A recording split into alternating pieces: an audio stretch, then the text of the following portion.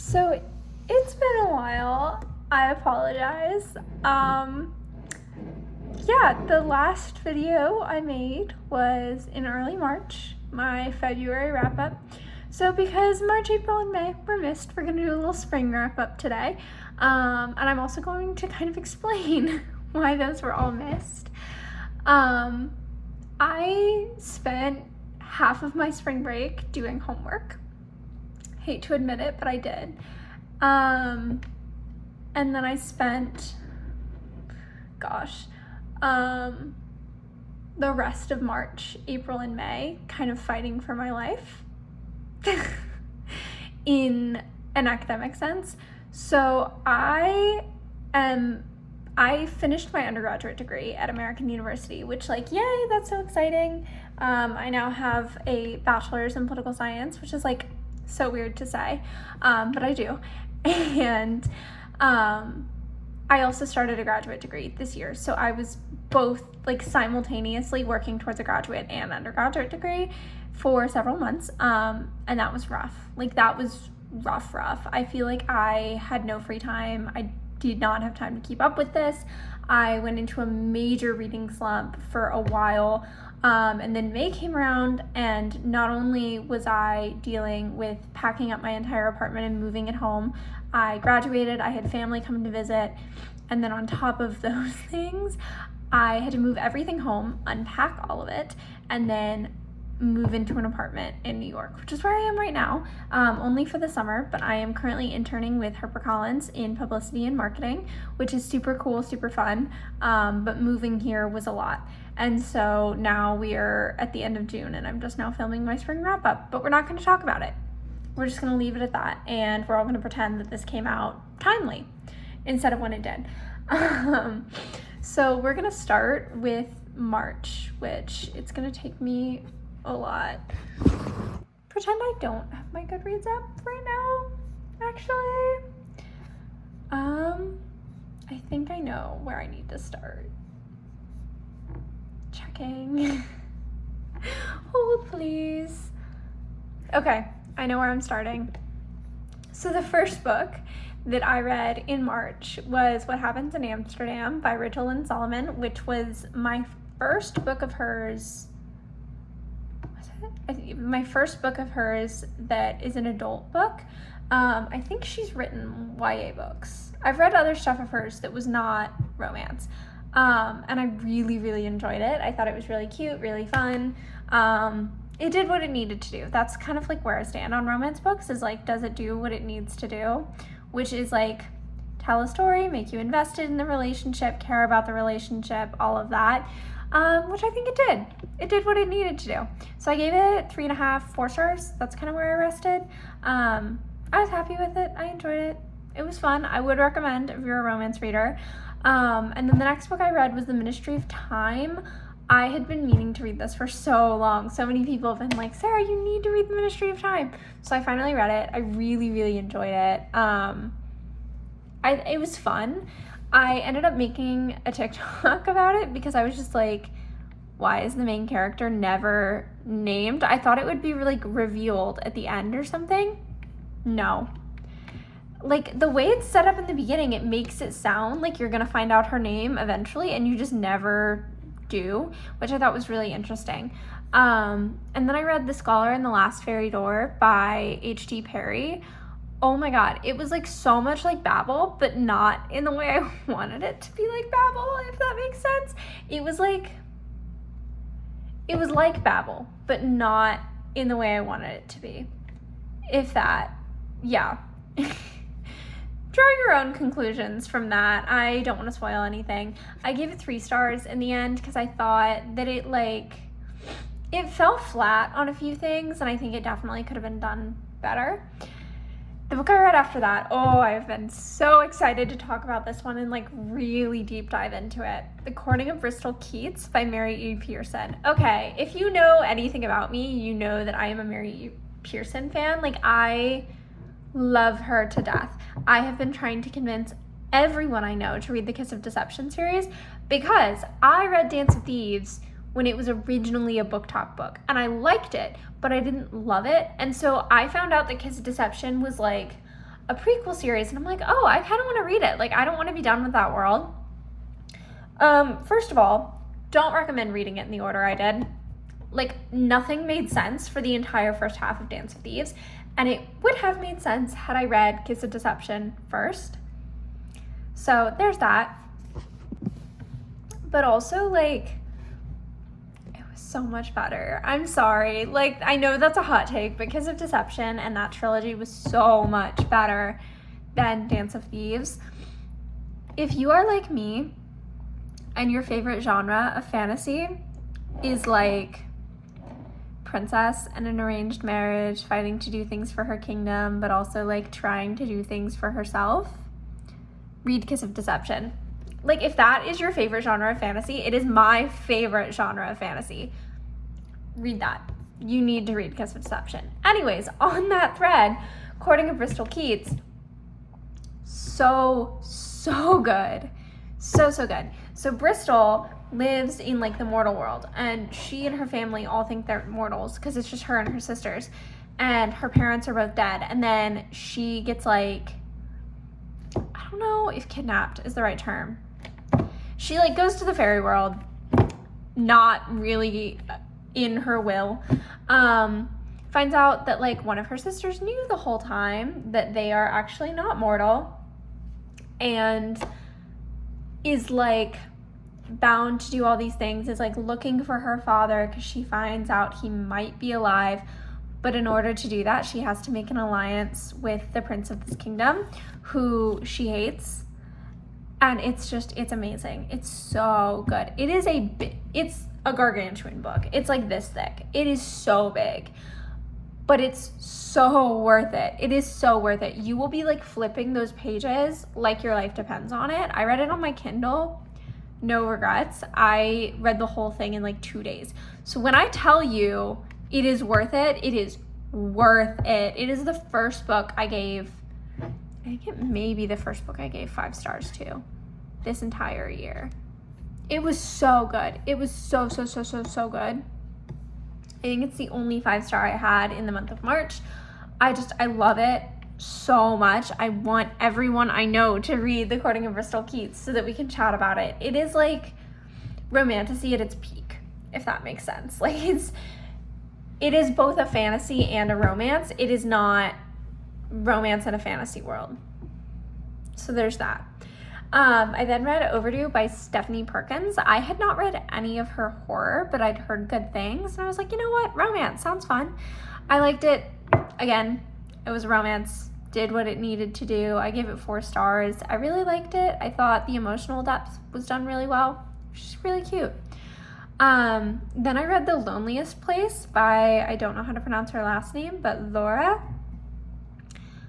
So good. This is from the Clackety series. It is in fact middle grade horror, but it's so good. It's so good.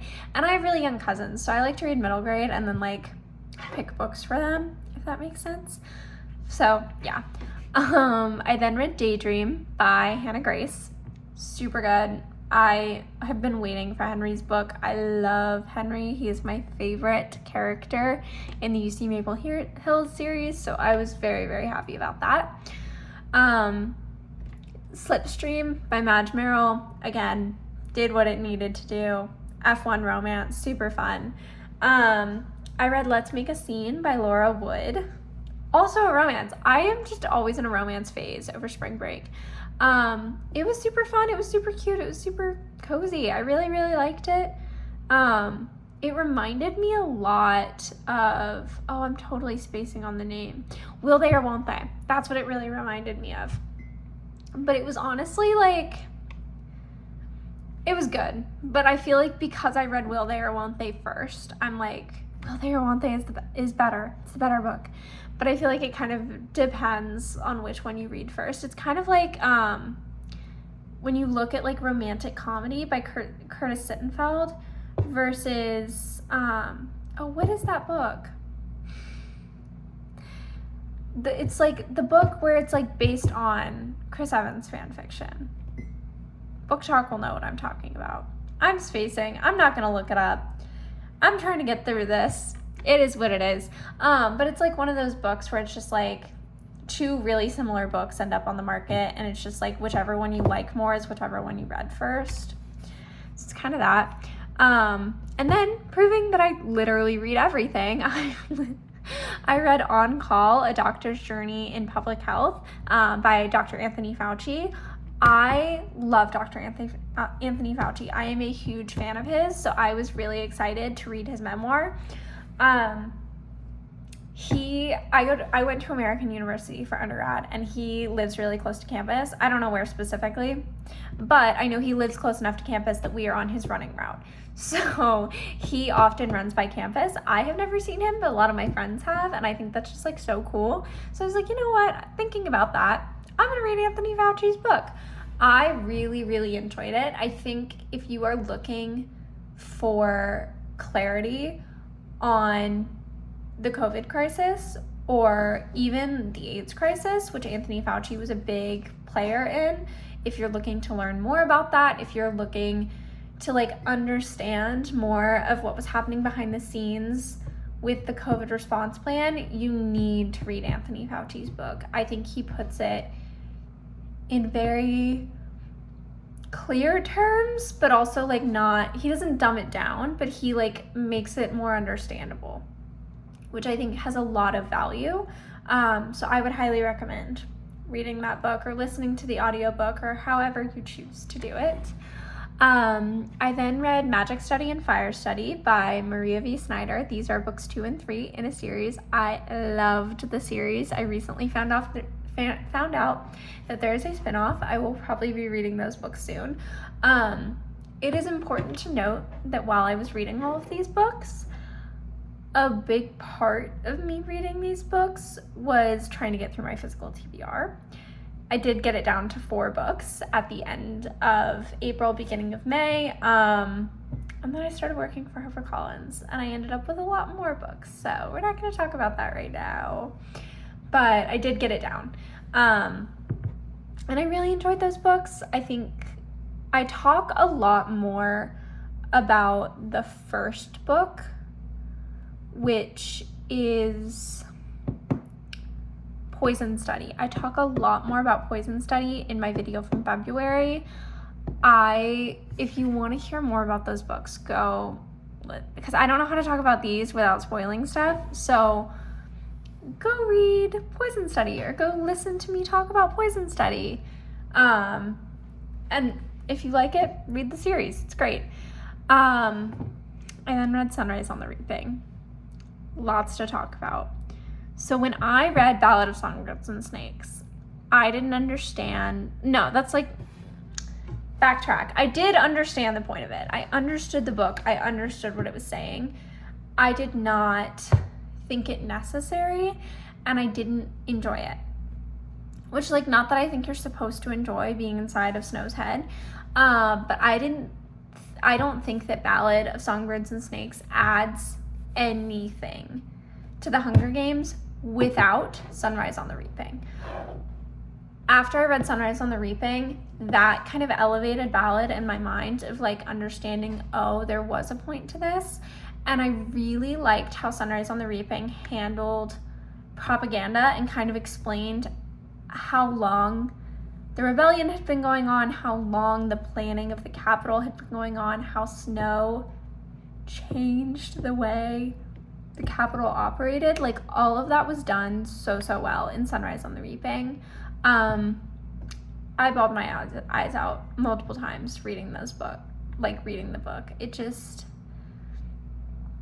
It's like rough. These are rough books to read. All of the Hunger Games books are rough to read, but they are so infinitely worth it. And I will never stop talking about the value of these books. I think that a lot of the times when books are young adult or YA, we undervalue them, and we shouldn't be doing that. So I just like to emphasize, like, hey, read the Hunger Games books no matter where you are in life. It has value. I read The Power of Habit, Why We Do What We Do in Life and Business. I had to read it for class, so not going to talk about that. I read The Blonde Who Came in from the Cold by Ally Carter. Wow, that is such a long title. I am nothing if not an Ally Carter stan. I am nothing if not an Ally Carter stan. I love her more than life itself. Like, genuinely, her books are why I am the way that I am. I read Gallagher Girls at an incredibly formative age. Like, we're talking elementary school. I read Gallagher Girls. Oh my God, they're so good. So good. So good. So they're YA books. They start with Cammie, who is a sophomore in high school. And I talked about these books in February because I reread the whole series. So I'm not going to go too into detail, but they're amazing. They're just so, so amazing. I talk about The Blonde Identity and The Blonde Who Came In From the Cold as grown-up Gallagher Girls. They're like, the plots change. Like, there is much a difference, but it is like, if you loved Gallagher Girls, this is like the book that is written for the adult version of you. You know, like, it's, you've grown up and now the books have too. It's incredible. It's so, so good. So The Blonde Who Came In From the Cold, absolutely, you need to read it. It's incredible. Highly recommend. I read All Adults Here by Emma Straub. This was my first book of hers that I'd read. I didn't love it. I thought it was okay. I gave it 3 stars. Sometimes that's just life. I read Circe by Madeline Miller, also for class, so not going to talk about it. For fun, I read the book Life After Power, which is about 7 different presidents and how they became much more influential or like did a lot more for their community after their presidential term. So it talked a lot about like George W. Bush. It talked about Grover Cleveland a bunch. Thomas Jefferson, James Madison, those were 2 big ones. A lot of stuff like that. It was really, really interesting. If you have any interest in history or previous presidents or anything like that, highly recommend. I read A Fate Inked in Blood by Danielle L. Jensen. Really enjoyed. I think I ended up giving it 3 stars. I mean, it was like fun, funky, but it wasn't like my type of fantasy, if that makes sense. I read The Little Prince because why not? I read One Dark Window and Two Twisted Crowns by Rachel Gillig. Oh my God, so good. I don't know why I waited so long to read them. Painful that that's over. Very sad. They both get 5 stars. And then I read A Curse Carved in Bone by Danielle L. Jensen. That book took me almost 3 weeks to read. I think that's enough said. I read Anxious People by Fredrik Backman. I really liked it. Again, I'm kind of on this, like, why did I wait so long to read that? It was really good. So I enjoyed that. I read Everyone This Christmas Has a Secret by Benjamin Stevenson because I was in a Christmassy mood. So why not read a Christmas novella? I think I gave it 3 stars. I tend to not give novellas very high ratings because I feel like they can only do so much, but that's my personal stance. I read Les Normaux, a graphic novel, which takes place in like a second version of Paris where it's like people who aren't human live. So it's like vampires, it's like magicians, like that kind of thing, living in their own separate Paris. I really liked it, 4 stars. I read Sounds Like Love by Ashley Poston, 5 stars. Every single book Ashley Poston has ever written has been a 5-star read for every book except The Dead Romantics, but I think it's just because it didn't hit as hard for me. But The 7-Year Slip, Not a Love Story, or what's it called? Not a Love Story? Love Story? I don't know. And Sounds Like Love, I'm totally spacing. All of those books, 5-star reads for me. I've really, really enjoyed them. I find it hard to talk about her books because they remind me a lot of Emily Henry in the sense that they have a lot of emotional depth, and it can be hard to like sum up that is what the selling point was for a higher rating. But she handles it really, really beautifully. The main character's mother is suffering from dementia, early onset dementia, and it's really, really hard to read, but it's handled very beautifully, and I think she does it very well. I then read Picture Perfect by Tessa Bailey. Again, romance, silly, fun, did what it needed to do, 3 stars. Read The Night and the Moth by Rachel Gillig. Oh, so good. So good. 5 stars. Loved it. Loved it, loved it, loved it. I then read The Summoning by Kelly Armstrong, which is related to something I cannot talk about. So I had my reasons for reading it. I gave it 4 stars. I honestly think it held up remarkably well for being a book that released in 2008. If you were a Twilight fan or a Scholastic bookstore kid, I would read The Summoning. Honestly, it's very, like, it has that nostalgia factor to it. I really enjoyed it. Then I read The Devil Behind the Badge, The Horrifying 12 Days of the Border Patrol Serial Killer. I'm going to be so completely honest, I picked this book up because Criminal Minds based an episode on it. I'm sorry, but, like, that's why I picked it up. I really enjoyed it. I thought it was, like, really, really interesting and compelling.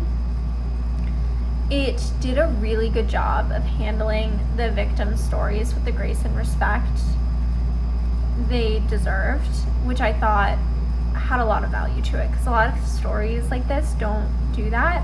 And it didn't treat the serial killer like, oh, he was just misunderstood. Like, it didn't do that, which I really liked as well. Like, that has a lot of value to it. And then I read Immortal by Sue Lin Tan. So good. Oh my gosh, I adored it. Read the whole thing in like 2 days. So good. I really enjoyed it. I think if you're looking for like a standalone romantic fantasy, that's definitely one to go for. And yeah, that actually brings us all the way up through June. So we're going to call it spring because summer didn't start till halfway through June. But that is all of the books that I've read since March 1st, which is a lot. So yeah, that is it for me today. Next time I do a video like this, it will be more in depth because it won't be 3 months from when I last read a book.